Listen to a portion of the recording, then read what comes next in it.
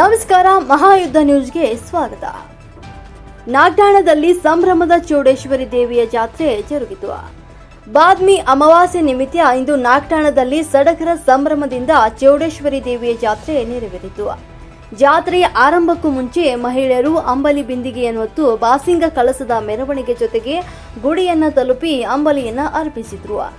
ಅಪಾರ ಸಂಖ್ಯೆಯ ಭಕ್ತರು ವಾದ್ಯ ಮೇಳದೊಂದಿಗೆ ದೇವಿಯ ಮುಖವಾಡವನ್ನ ಹೊತ್ತವರು ಇಡೀ ಗ್ರಾಮದ ಭಕ್ತರ ಮನೆ ಮನೆಗೆ ಭೇಟಿಯನ್ನ ನೀಡಿ ಕಾಯಿ ಕರ್ಪೂರದೊಂದಿಗೆ ನೈವೇದ್ಯವನ್ನ ಸ್ವೀಕರಿಸಿ ಉಡಿ ತುಂಬಿಕೊಂಡು ಆಶೀರ್ವದಿಸುವ ದೃಶ್ಯ ವಿಶೇಷವಾಗಿತ್ತು.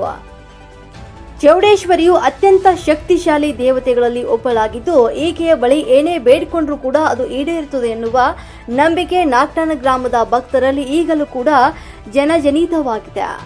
ಕುಂಬಾರ ಮನೆತನದ ಮಹಿಳೆಯರು ಬಜಾರಕ್ಕೆ ಕಿಚಡಿ ತರುವರು, ಅಲ್ಲಿ ಔಡಲ ಕಟ್ಟಿಗೆಯ ಹಂದರದಲ್ಲಿ ಮಜ್ಜಿಗೆಯನ್ನ ಕಡಿಯುವಳು, ಅಲ್ಲಿಂದ ನೇರವಾಗಿ ತನ್ನ ಗುಡಿಗೆ ಬಂದು ತಲುಪುವಳು.